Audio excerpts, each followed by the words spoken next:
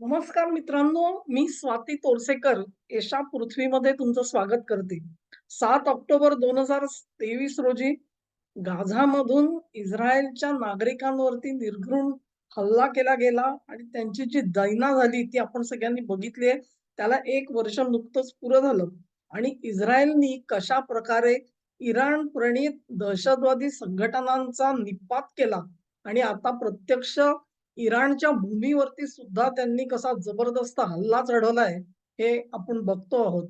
पण ही सगळी परिस्थिती जी आहे ती एका वर्षानंतर आपण बघतो. गेल्या वर्षी जेव्हा ही घटना घडली, त्यावेळी इस्रायल नेमकं काय करणार? त्यांना युद्ध खूप लांबवता येईल का? आणि दीर्घकाळ ते युद्ध चालणार नसेल, तर मग हमासचा पराभव होणारच नाही, मुळी त्यांचा पाडाव होणार नाही. ते पुन्हा एकदा डोक्यावर बसतील अशा सर्व प्रकारच्या शंका विचारल्या जात होत्या. आपल्या मनात जर का ह्या शंका असतील, तर त्या इस्रायलचे पंतप्रधान नेतान्याहू यांच्याही मनात असणार. कुठल्या खंबीरपणे हा माणूस उभा राहिला या संकटाला सामना करण्यासाठी, तोंड देण्यासाठी, याची कल्पना करवत नाहीये. आणि राजकीय परिस्थिती कशी होती बघा त्यांच्यासमोर. नेतान्याहूंचं सरकार कधीही पडेल अशी राजकीय परिस्थिती होती. मला वाटते साधारण जानेवारी म्हणजे ही घटना घडली ऑक्टोबरमध्ये. जानेवारीच्या महिन्यापासून नेतान्याहूंच्या सरकारने ज्युडिशियल रिफॉर्म्स म्हणजे एकंदरीत न्याय व्यवस्था जी आहे त्याच्यामध्ये अनेक सुधारणा करण्यासाठी पावलं उचलण्याचं ठरवलेलं होतं आणि त्याच्यामध्ये जी अवस्था भारतामध्ये आहे तीच अवस्था इस्रायलच्या न्याय व्यवस्थेची आहे. आणि इथे जसा संसदेने कुठलाही कायदा केला, की न्याय व्यवस्था जी आहे ती त्याच्यामध्ये नाकं खूप असते. त्या कायद्याची घटनात्मक वैधता ठरवण्याचे अधिकार सुप्रीम कोर्टाने स्वतःकडे जसे इथे घेतले तसेच ते इस्रायलमध्ये घेतलेले आहेत. तिथे सुद्धा न्यायाधीशाची नियुक्ती जी आहे ती आपल्यासारखंच एकंदरीत स्ट्रक्चर तिकडे सुद्धा उभं राहिलेलं आहे. थोडक्यात म्हणजे काय? तर संपूर्ण जगामध्ये हे जे डावे लिबरल्स घुसलेले आहेत, त्यांनी देशामागून देशामध्ये आपल्याला हवी ती व्यवस्था इथे तयार केलेली आहे. ज्याला इकोसिस्टम म्हणता तुम्ही. त्या इकोसिस्टममध्ये या न्याय व्यवस्थेचा सुद्धा अंतर्भाग करायला पाहिजे आणि मग तुम्ही ज्यावेळी त्यांना जर का गृहीत धरलं, तर मग न्याय व्यवस्थेमध्ये सुद्धा त्यांना जे पाहिजे तसे निर्णय देणारे, तसे ऑर्डर्स देणारे, पॅरंटिंग करणारे, पोपटा हरकत तेच तत्वज्ञान आपल्याला सांगणारे न्यायाधीश तिकडे बसवायला पाहिजेत. हे त्या व्यवस्थेला समजतं आणि त्यानुसार त्यांनी पावलं टाकत एकंदरीतच पूर्ण न्यायदानाची जी प्रक्रिया आहे त्याच्यामध्ये प्रचंड उलाढाल करून दाखवली. जे भारतात घडलं तेच इस्रायलमध्ये घडत होतं. या सगळ्याला पायबंद घालण्यासाठी म्हणून नेतान्याहू सरकारनी हे कायदे करायचं ठरवलेलं होतं. त्याच्यावरती बरीच चर्चा झालेली होती आणि त्यांचे जे विरोधक होते ते बिलकुल त्याच्याबाबत ऐकायला तयार नव्हते, ते राजी नव्हते. अखेर त्यांचे जे अध्यक्ष आहेत त्यांनी अशी सूचना दिली, की सध्यापुरती ही जी तुमची दुरुस्त्या आहेत, ह्या मागे ठेवा, त्याच्यावर विस्तृत चर्चा होऊ द्या आणि नंतर पुढे जा. परंतु नेतान्याहू सरकारने काहीही ऐकलं नाही. त्यांनी ते नियम जे आहेत, त्यांच्या ज्या दुरुस्त्या आहेत, त्या त्यांनी संसदेमध्ये मान्य करून घेतल्या आणि मग तो जो एक गदारोळ उठलेला होता, एकंदरीतच नेतान्याहूंचं स्थान जे आहे ते संपूर्ण देशाच्या राजकारणामध्ये पूर्णपणे डळमळीत झालेलं होतं. ही झाली राजकीय पार्श्वभूमी. आता तुम्ही कल्पना करा, की तो कोण निज्जर काय, तो पन्नू काय आणि त्यांचे म्हणे कोणी खून केले, कुठल्या गँगस्टरनी केले माहिती नाही. त्या गँगस्टरला कोणीतरी सुपारी दिली. लक्षात घ्या. त्या गँगस्टरला कोणीतरी सुपारी दिली आणि तो सुपारी देणारा जो कोण होता, तो भारतीय गुप्तहेर खात्याचा एक विद्यमान अधिकारी होता आणि मग त्यांनी सरकारच्या वतीने हे सगळं करून आणलं. असा यांच्याकडे म्हणे काय तो रिपोर्ट आहे. इंटेलिजन्स रिपोर्ट आहे आणि त्याच्यानुसार आपल्याकडे पुरावे देखील आहेत, असं त्यांचं म्हणणं आहे. काय एवढं ते म्हणता ना तुम्ही, की नाकाला शेंबूड आलेला जर का ह्यांना कळतो यांच्या गुप्तहेर व्यवस्थेला, तर मग इस्रायलवरती इतका भीषण हल्ला होणार आहे, ह्याची पूर्वसूचना अमेरिकेने इस्रायलला का दिली नव्हती? हा प्रश्न आहे. आता काही जण म्हणतात, की ती सूचना दिलेली होती आणि इस्रायलने ती धाब्यावर बसवली. असं काही नाहीये. तुम्ही कल्पना करा 26/11 चा हल्ला होणार, ह्याची सुद्धा ज्याला म्हणतात ना, संभावित शब्दामध्ये काहीतरी भारत सरकारला कळवलेलं होतं. काय कळवलेलं होतं? काहीतरी कळवलेलं होतं, पण त्याचा पूर्ण अर्थ नीट लागेल अशा पद्धतीमध्ये ते सांगत नाहीत. तेव्हा इस्रायलच्या बाबतीत सुद्धा तेच घडलेलं असावं. सगळी रचना कशी होती बघा.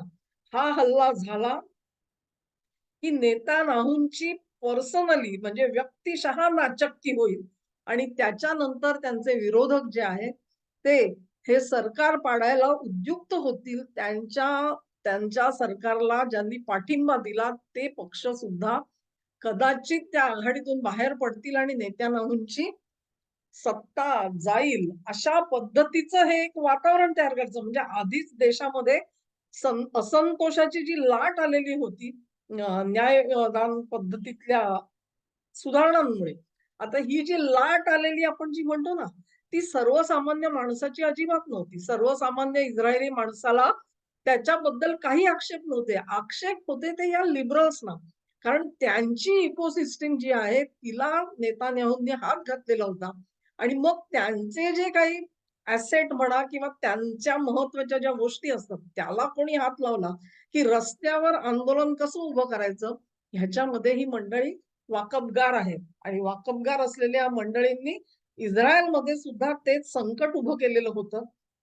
अशा प्रकारे हा जो दहशतवादी हल्ला झाला त्याच्यानंतर नेतान्याहू आपल्या अपयश जे आहे ते मान्य करतील आणि ते सत्तेतून बाजूला होतील. त्यानंतर तुम्हाला आठवत असेल, एक अशी चर्चाही चाललेली होती, की नाही तिथे एक नॅशनल गव्हर्नमेंट प्रस्थापित करा. राष्ट्रीय सरकार म्हणजे काय? तर सर्व पक्षांची प्रतिनिधित्व असलेलं सरकार तिकडे यावं म्हणून वार्ता सुरू झालेल्या होत्या त्यावेळेला.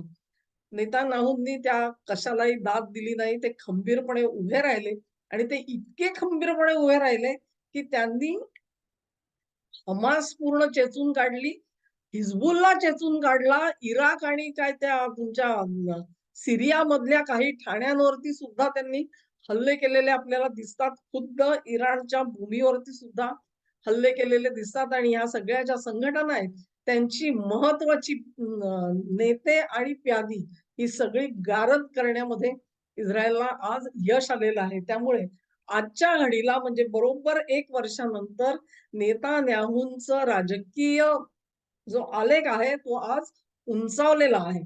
आणि मग असं दिसतं, की कदाचित असं असू शकतं, की हे जे रेजिम चेंज वाले तज्ञ बसलेले आहेत ना अमेरिकेमध्ये, अ, माझं नाही ऐकत, पालटून दे त्याला, पाठव घरी. मला हवं ते बावलं सरकार मी तिकडे नेमतो.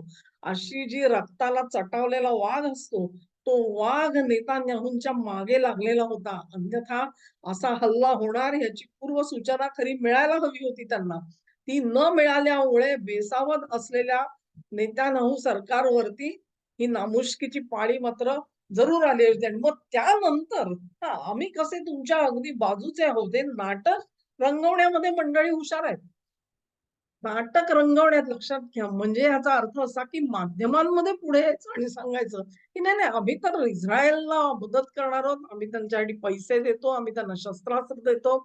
पण ती शस्त्रास्त्र देताना असेल ती सगळी काही अमेरिकेचे यंत्रणा आहेत आणि त्याच्यामध्ये अटी घातल्या गेलेल्या होत्या, की तुम्ही हे जर का आम्ही तुम्हाला दिलं, तर तुम्ही त्याचा वापर असा करायचा नाही, त्याचा वापर तसा करायचा नाही.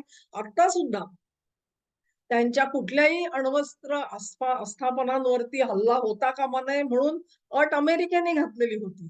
अशाच अटी गाझा आणि हमासच्या बाबत घालण्यात येत होत्या, की तुम्ही नागरी वस्त्यांवरती हल्ले करणार नाही, तुम्ही अमुक करणार नाही, तुम्ही तमुक करणार नाही. म्हणजे पडद्याच्या पुढे यायचं आणि सांगायचं, की आमचा पाठिंबा पूर्ण इस्रायलला. पडद्याच्या आत गेले, की बाजू कोणाची लावून धरायची? तर गाझावाल्यांची, हमासची, हिजबुल्लाहची असं सगळं दुहेरी नाटक चाललेलं होतं आणि ते सगळं सहन केलं मित्रांनो. इस्रायलनी नुसतं सहन नाही केलं, तर ही जी सगळे जे बसलेत ना हरामखोर चांडाळ चौकड्या. ह्या चांडाळ चौकड्यांना आपल्या मागे फरफटत आणलेलं आहे इस्रायलने. फरफटत आणलंय. म्हणजे त्यांचा जो रेजिम चेंजचा एकंदरीत डाव होता, तो डाव जो आहे तो नेत्यानाहूंनी नुसता हाणून नाही पाडला. आज स्वतःचा राजकीय आलेख त्यांनी उंचावून धरलेला आहे आणि इस्रायलच्या नादी लागू नका आणि तुम्ही इस्रायलच्या नादी लागलात तर तुमची काय गत होईल याचा संदेश आज इस्रायलनी दमदारपणे सगळ्यांना दिलेला आहे. इस्रायलची बाजू जी आहे ती खरी आहे. हे मनापासून पटल्यामुळेच अरबस्थानामधले अनेक जे देश आहेत ते आज त्यांच्या बाजूनी बोलताना दिसणार नाहीत तुम्हाला. पण ते इराणच्या बाजूनीही बोलत नाहीयेत. इराणवर हल्ला झाला तर त्याचा निषेध करताना दिसत नाहीयेत. ही महत्वाची गोष्ट आहे. हे महत्वाचं परिस्थितीमध्ये होणारा फरक आहे.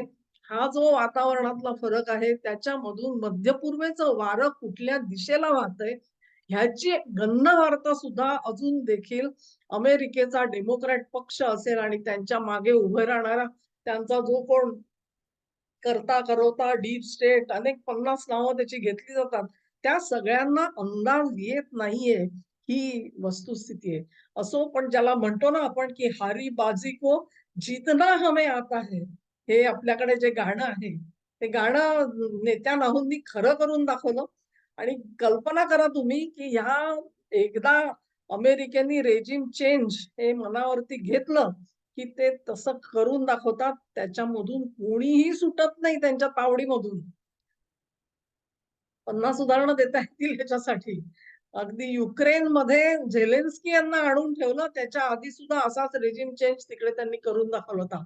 बांगलादेश सुटला नाही, पाकिस्तान सुटला नाहीये. भारतामध्ये बाल बचावले मोदी सरकार. 240 जागा आल्या. 10-20 जागा इकडच्या तिकडे झाल्या असत्या, तर इथे सुद्धा रेजिम चेंज होऊनच दाखवला असता त्यांनी. नेत्यानाहूंच्या वरती सुद्धा तेच संकट होतं मित्रांनो, पण नेत्यानाहू वाचलेत आणि ते वाचले ह्याचं कारण असं, की त्या माणसाच्या डोळ्यासमोर आपली ध्येय काय असायला पाहिजेत हे स्पष्ट होतं आणि त्या ध्येयांसाठी सर्वस्व ओतण्याची तयारी त्यांनी केलेली होती. उगाच नाही ते मोदींचे मित्र म्हणून ओळखले जातात. स्वभाव तुम्ही जर का बघितलात, तर नेत्यानाहूंचा स्वभाव आणि मोदींचा स्वभाव ह्याच्यामध्ये काहीही फरक नाही. असे हात चोळत चरफडत बसलेले आहे आज ते. डीप स्टेट अमेरिकेचं. कारण काय? तर सगळी राजकारणाची दिशा कुठून कुठे नेली बघा. एका या घटनेने. तुम्ही चूप बसलात. तुम्ही ती घटना घडवू दिलीत. पुरेसा सावधगिरीचा इशारा दिला नाही. परंतु ती हरलेली बाजी जी आहे ती नेत्यानाहूंनी पलटून दाखवली. म्हणून नाकाला मिरच्या झोंबलेल्या आहेत. हे कुठपर्यंत तुमची ज्यावेळी गणितं फसत जातात, तेव्हा तुम्ही अमेरिकेबाहेरचा रेजिम चेंज सोडून द्या हो. तुमच्या हातामध्ये आहेत काही गोष्टी करण्यासारख्या, कोणी नाकारत नाही. तुमची शक्ती आहे जरूर. पण आता हा जो रेजिम चेंज आहे ना, तो जर का त्यांच्या घरातच होऊ घातला, तर काय करायचं? हे सगळं घडवणारे पडद्याच्या मागे आहेत, पण पडद्याच्या पुढे जे नट्या काय जे काम करतायत, त्यांची आता कदाचित रंगपटामध्ये परतीच्या वाटेची तयारी झालेली दिसू लागलीये. अमेरिकेमध्ये मतदार फिरू लागलेला आहे. अगदी तुम्हाला एक छोटंसं उदाहरण देते. अ, झुकरबर्ग यांनी तर काही मला वाटतं 4-5 आठवड्यापूर्वीच सांगितलं, की आम्हाला स्टेट डिपार्टमेंट नाही पण त्यांचं आणि CIAचं कोऑर्डिनेशन असतं. त्याच्यामधून आम्हाला जे सांगितलं गेलं, ते आम्ही करत होतो आणि म्हणून आम्ही अमुक पद्धतीचे जे संदेश लोकं टाकत होते Facebookवरती, ते आम्ही दडपून ठेवत होतो. याची कबुली दिली होती की नाही मार्क झुकरबर्गनी? हां, मग तसंच आहे ते. तशीच कबुली जी आहे ती आता इतर लोक सुद्धा देऊ लागलेले आहेत. हे वैशिष्ट्य आहे.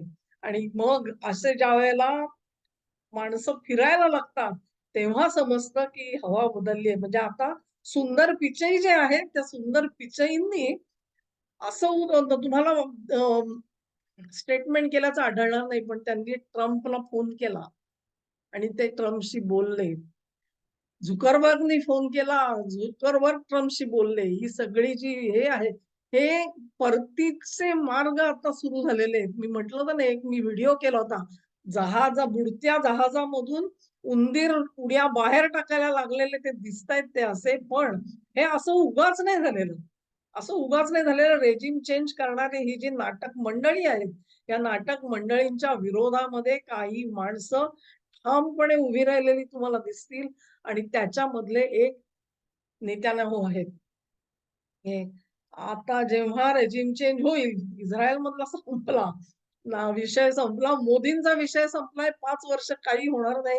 ह्याचा आता त्यांना प्रत्यय येतोय. त्याच्यामध्ये दुसरे आणि काय उद्योग करणार आहेत, त्याच्यावर मी व्हिडिओ वेगळा करणार आहे. पण खुद्द अमेरिकेचं काय होणार ह्याच्याकडे सगळ्यांचे डोळे लागलेले आहेत. आज मी व्हिडिओ बनवते तो 27 ऑक्टोबर आहे. हार्डली एक आठवडा 8 किंवा 9 दिवस राहिलेले आहेत. 5 नोव्हेंबरला मतदान होणार आहे आणि त्यानंतर बघू काय होतंय ते. हा व्हिडिओ तुम्हाला आवडला असेल मित्रांनो, अशी आशा करते. तुम्हाला आवडला असेल तर लाईक करा. लिंक शेअर करा, चॅनेलला सबस्क्राईब करा आणि तुमचं सहकार्य माझ्यासोबत कायम राहू द्या. नमस्कार.